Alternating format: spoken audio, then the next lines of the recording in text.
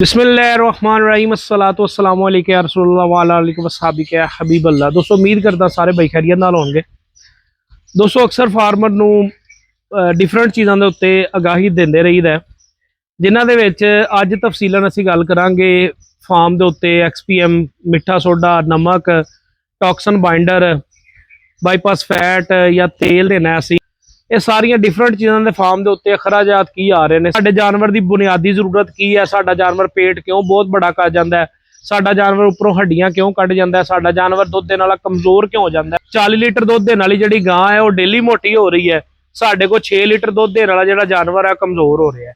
ये पिछे रीजन की है, असीं ये समझते कि शायद पट्ठियां दे नाल जानवर की सारी बुनियादी जरूरत पूरी हो जाएगी, लेकिन एक्चुअल च हो नहीं रही हुंदी। जो चारा आम हो जाता फार्मर अक्सर जिहड़ा ना वंडा भी घटा दिंदा है। वैसे भी जिहड़ियां दूसरियां चीज़ां ने जिहड़ियां जानवर दी बुनियादी जरूरतां ने असीं उन्हां नूं फार्म दे उत्ते जानवर च अप्लाई नहीं करते। अज असीं गल करन लगे आ डिफरेंट चीज़ां दे उत्ते, सारियां चीज़ां ते गल करदे उन्हां दे फायदियां ते गल करांगे। सब नाल पहले नंबर ते मैं मिठे सोडे ते नमक की गल करांगा। नमक का एक फार्म दे उत्ते एक जानवर का कितना खर्चा है। 1 रुपए का नमक जनाब फार्म के उत्ते डेली जानवर नूं खिलाया जा सकता है, जिहड़ा 50 ग्राम की एवरेज है। ठीक है। दूसरे नंबर पर आ गया जी मिठा सोडा, 8.5 रुपए खर्चा जी। अक्सर XPM YCM की गल करते हैं।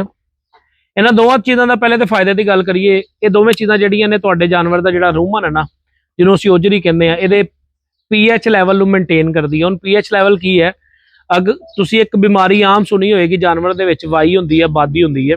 अगर तुहाडे जानवर का pH लैवल जिहड़ा है मेनटेन नहीं है, ये उत्ते थल्ले हो रहा, तो मतलब एक जानवर जिहड़ा ना वो वाई या बादी की बीमारी च जा रहा। असीं चूंकि एनालिसिस नहीं कर पाते, हर बंदे का एक अलग नज़रिया है कि बादी के सिम्पटम की ने, जानवर के मूँह च पानी आया तो बादी है, गोडे सुजन की मुख्तलिफ चीज़ां जिहड़ियां ने ना ये बादी के उत्ते फार्मर के ज़हन च आंदियां ने। वाई के हवाले नाल भी कुछ चीज़ां आ जांदियां ने, ते फार्मर इन्हां चीज़ां नूं मेनटेन करन अपना ब्लाइंड ट्रीटमेंट कह लो जानवर नूं कर रहा हुंदा है। ब्लाइंड ट्रीटमेंट का की है कि आइडिया नहीं है कि मसला है, तो सिर्फ मिर्चां दे दिओ, मसाला दे दिओ, ये चीज़ दे दिओ।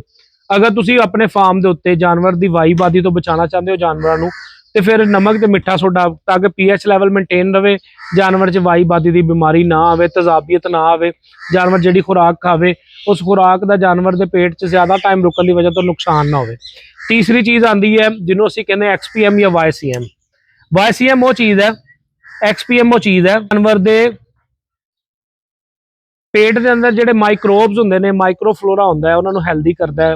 असीं जिहड़ी खुराक जानवर नूं खिला रहे होंगे एक्चुअल च जानवर नूं नहीं दे रहे होंगे, असीं जानवर के उस माइक्रोफ्लोरा नूं दे रहे होंगे, माइक्रोब्स नूं दे रहे होंगे आ, जिन्हां ने उहदे विचों गज़ाई ताकत लैके खून च शामिल करनी हुंदी है। उन्हां कीड़ियां की तादाद करोड़ां दे विच है, अरबां दे विच है उन्हां कीड़ियां की तादाद। जदों तुसीं यकदम खुराक चेंज करते हो, माइक्रोब्स होंदे ने ये काफ़ी हद तक कमज़ोर हो जाते हैं, डैड हो जाते हैं, जिस वजह तो जानवर खाना पीना घटा जाता है, वाह लग जाती, कभी गोबर सख्त हो जाता है, बन बन जाता है, कब्ज बन जाती है। इन्हां मसलियां तो बचन वास्ते तुहानूं YCM ते XPM देना पैना। 12.75 पैसे। 3 चीज़ां अगे आ गई बाईपास फैट। चूंकि असीं जिहड़े एरिया च बैठे हैं ट्रेडिशनल एरिया है, देसी एरिया है, वीडियो तो सारे ने देखनी। तुसीं अगर बाईपास फैट देंदे हो, बाईपास फैट नूं भी तुसीं प्लस माइनस कर सकते हो, लेकिन ट्रेडिशनल एरिया दे विच मैं कोशिश करांगा, रिकमेंड तुहानूं करांगा सरसों का तेल। मज्झां जिहड़ियां ने इन्हूं पसंद भी बाईपास फैट नालों ज़्यादा करदियां ने, मझ जिहड़े चमक भी ज़्यादा पैदा करदी। भाई ज़हीर साहब ने जिन्हां दे फार्म पर बैठे वीडियो बना रहे हैं, इन्हां दे फार्म के उत्ते असीं एक चीज़ गौर की, जानवर सेहतमंद ने, लेकिन जानवरों ने छोटी उम्र दे विच ही पेट बहुत लटका लेने। मैं इन्होंने कहा जी पेट अगर तुसीं छोटे करने ने, तुसीं अपने फार्म के उत्ते चकनाहट माल नूं दिओ। देखो छोटा बच्चा तुसीं देखिया होएगा अक्सर ग्रोथ अच्छी कर रहा, जो उहदे पेट च पानी की मिकदार बढ़ती है, वो उत्तों हड्डियां कड़ियां थल्ले पेट लटका जाता। पेट चक के हड्डियां उदों भरदा जिन्हों तुसीं उहनूं टोटल ड्राई खुराक ते लै आंदे हो। हुण इस फार्म के उत्ते असीं 100% ड्राई नहीं दे सकते, लेकिन उन्होंने पेट नूं असीं क्लोज किस तरह करना है। हर बंदे के ज़हन च आंदा कि पेट के कीड़ियां का मसला है, लेकिन इस फार्म के उत्ते रेगूलर पेट के कीड़े की दवाई पिलाई जा रही, तां भी जानवरां कोल पेट बड़े ने। असीं इन्हां वास्ते की करांगे, सरसों का तेल रिकमेंड करांगे ताकि वो जानवर नूं देन। 50 रुपए का सरसों तेल आ गया।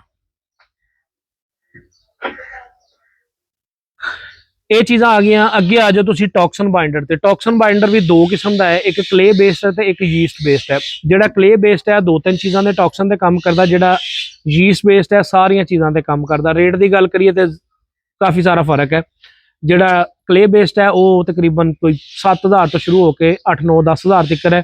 जिहड़ा यीस्ट बेस्ड है वो जिहड़ा है वो तकरीबन 16-17-18 या 20,000 के करीब है। ਟੌਕਸ 8 ਰੁਪਏ ਦਾ। ਮਸਾਲੇ ਦਾ ਮਸਲਾ ਤੁਹਾਡਾ ਐਕਸਪੀਐਮ ਨੇ ਹੱਲ ਕਰ ਦੇਣਾ। ਉਸ ਤੋਂ ਬਾਅਦ ਵਾਈਬਾਦੀ ਦਾ ਮਸਲਾ ਤੁਹਾਡਾ ਜਿਹੜਾ ਹੈ ਉਹ ਨਮਕ ਤੇ ਮਿੱਠੇ ਸੋਡੇ ਨੇ ਹੱਲ ਕਰ ਦੇਣਾ। ਚਕਨਾਹਟ ਦਾ ਮਸਲਾ ਤੁਹਾਡਾ ਇੰਨੇ ਹੱਲ ਕਰ ਦੇਣਾ ਟੌਕਸਨ ਬਾਈਂਡਰ। ਹੁਣ ਇੱਕ ਚੀਜ਼ ਆ ਜਾਂਦੀ ਹੈ ਜਿਹਨੂੰ ਅਸੀਂ ਮਿਨਰਲ ਕਹਿੰਦੇ ਆ। ਅਕਸਰ ਫਾਰਮ ਦੇ ਉੱਤੇ ਅਸੀਂ ਦੇਖਿਆ ਕਿ ਜਾਨਵਰ ਦੁੱਧ ਦੇ ਦੇ ਕੇ ਕਮਜ਼ੋਰ ਹੋ ਜਾਂਦਾ, ਬਾਅਦ ਚ ਉਹਨੂੰ ਗੱਭਣ ਹੋਣ ਚ ਮਸਾਇਲ ਆਉਂਦੇ ਨੇ ਔਰ ਫਾਰਮਰ ਪਰੇਸ਼ਾਨ ਰਹਿੰਦਾ ਵਾ ਇੰਨੀ ਦਫਾ ਟੀਕਾ ਰਖਾ ਲਿਆ, ਇੰਨੀ ਦਫਾ ਅਸੀਂ ਜਿਹੜਾ ਇਹਨੂੰ ਬੁੱਲ ਤੋਂ ਕ੍ਰਾਸ ਕਰਾ ਲਿਆ, ਲੇਕਿਨ ਸਾਡਾ ਜਾਨਵਰ ਕਨਸੀਵ ਨਹੀਂ ਕਰਦਾ ਪਿਆ। ਉਹਦੇ 'ਚ ਕੀ ਹੁੰਦਾ ਹੈ ਕਿ ਅਸੀਂ ਸਾਰਾ ਫੋਕਸ ਆਪਣਾ ਵੰਡੇ ਦੇ ਪੱਠੇ ਤੇ ਦਿੱਤਾ ਹੁੰਦਾ। ਇਹਨਾਂ ਦੋਵਾਂ ਚੀਜ਼ਾਂ ਦੇ ਨਾਲ ਜਾਨਵਰ ਦੀ ਜਿਹੜੀ ਬੁਨਿਆਦੀ ਨੀਡ ਆ ਉਹ ਨਹੀਂ ਪੂਰੀ ਹੁੰਦੀ। ਉਹਦੇ ਵਾਸਤੇ ਸਾਨੂੰ ਐਕਸਟਰਾ ਮਿਨਰਲ ਪਾਣੇ ਪੈਂਦੇ ਨੇ ਜਿਹੜੇ ਜਾਨਵਰ ਦੀ ਬਾਡੀ ਨੂੰ ਮੇਨਟੇਨ ਰੱਖਦੇ ਨੇ, ਜਾਨਵਰ ਦੇ ਦੁੱਧ ਦੀ ਪ੍ਰੋਡਕਸ਼ਨ ਨੂੰ ਮੇਨਟੇਨ ਰੱਖਦੇ ਨੇ ਔਰ ਜਾਨਵਰ ਜਿਹੜਾ ਨਾ ਉਹਦੇ ਨਾਲ ਰੀਪਰੋਡਕਸ਼ਨ ਟਰੈਕ ਜਿਹੜਾ ਨਾ ਉਹਦਾ ਗੱਭਣ ਹੋਣ ਵਾਲੇ ਮਸਾਇਲ ਫਾਰਮ ਤੇ ਖਤਮ ਹੋ ਜਾਂਦੇ ਨੇ, ਜਾਨਵਰ ਜਿਹੜਾ ਨਾ ਬਿਹਤਰੀਨ ਹੋ ਜਾਂਦਾ। ਇੰਪੋਰਟਡ ਹੋਏਗਾ ਉਹਦੀ ਡੋਜ਼ ਥੋੜੀ ਹੋਏਗੀ, 70-80 ਗ੍ਰਾਮ ਲਾ ਲਓ, 70 ਰੁਪਏ ਦਾ ਮਿਨਰਲ।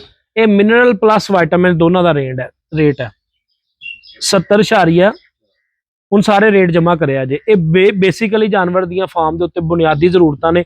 ਇਹਨਾਂ ਦਾ ਖਰਚਾ ਕੀ ਹੈ ਫਾਰਮ ਦੇ ਉੱਤੇ? ਇੱਕ 70.4 ਜਮਾ 8 ਜਮਾ 50 ਜਮਾ 18.75 ਜਮਾ 8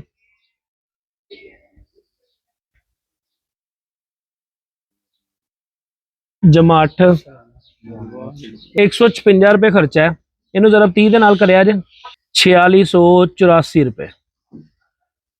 ਦੋਸਤੋ ਇਹ ਫਾਰਮ ਦੇ ਉੱਤੇ ਉਹ ਖਰਚਾ ਹੈ ਜਿਹੜੇ ਖਰਚੇ ਦੇ ਨਾਲ ਸਾਡੇ ਬੈਨੀਫਿਟ ਕਿਤਨੇ ਜ਼ਿਆਦਾ ਜੁੜੇ ਨੇ।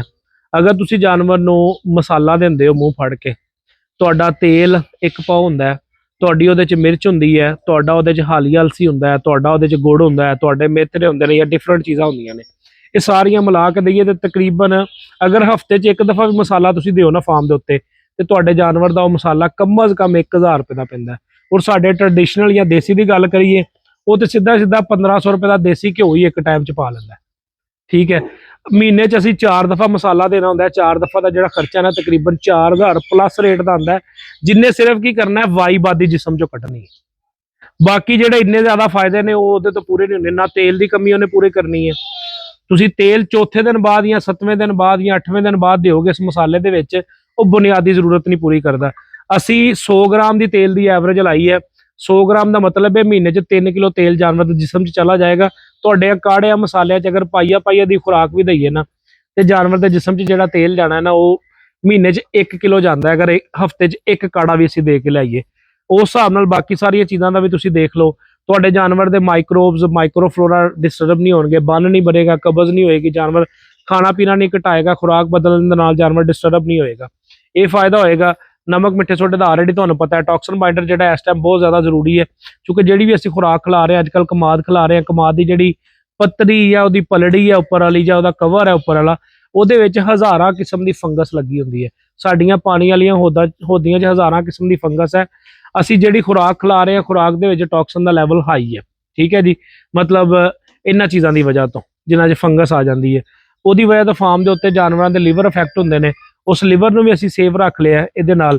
ਉਹ ਮਿਨਰਲ ਸਾਡੇ ਕੋਲ ਅਗਰ ਅਸੀਂ ਜਾਨਵਰ ਨੂੰ ਇੱਕ ਦਫਾ ਵੀ ਅੱਛਾ ਸੀਮਨ ਖਵਾਉਂਦੇ ਆ 8-10 ਹਜ਼ਾਰ ਰੁਪਏ ਦਾ, ਤੁਸੀਂ ਅੰਦਾਜ਼ਾ ਲਾ ਕੇ ਦੇਖੋ ਅਗਰ ਉਹ ਨਾ ਠਹਿਰੇ ਰਿਪੀਟ ਬਾਰ-ਬਾਰ ਹੋ ਜਾਏ, ਅਸੀਂ ਸਾਲ 'ਚ 4 ਦਫਾ ਵੀ ਸੀਮਨ ਰਖਵਾ ਦਈਏ ਤੇ ਸਾਡੀ ਬੱਸ ਹੋ ਜਾਂਦੀ।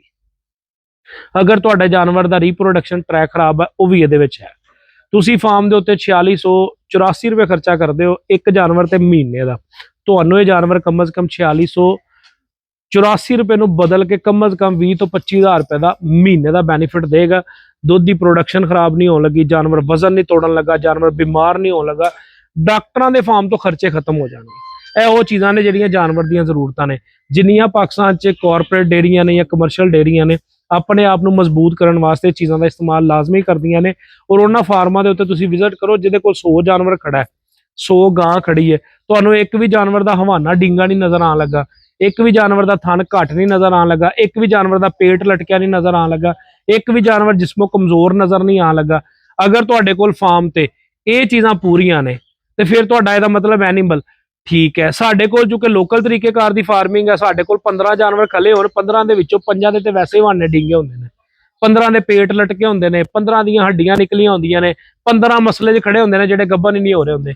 ਅਗਰ ਸਾਡੇ ਕੋਲ ਲੋਕਲ ਫਾਰਮਿੰਗ ਦੇ ਵਿੱਚ ਅਸੀਂ ਸਿਰਫ 95% ਪੱਠਾ ਤੇ 4-5% ਜਿਹੜਾ ਉਹ ਤੂੜੀ ਤੇ 1-2% ਵੱਡੇ ਤੇ ਅਸੀਂ ਜਾਨਵਰ ਨੂੰ ਚਲਾਣਾ ਹੈ ਤੇ ਇਹਦੇ ਨਾਲ ਜਾਨਵਰ ਫਿੱਟ ਨਹੀਂ ਚੱਲਣਾ।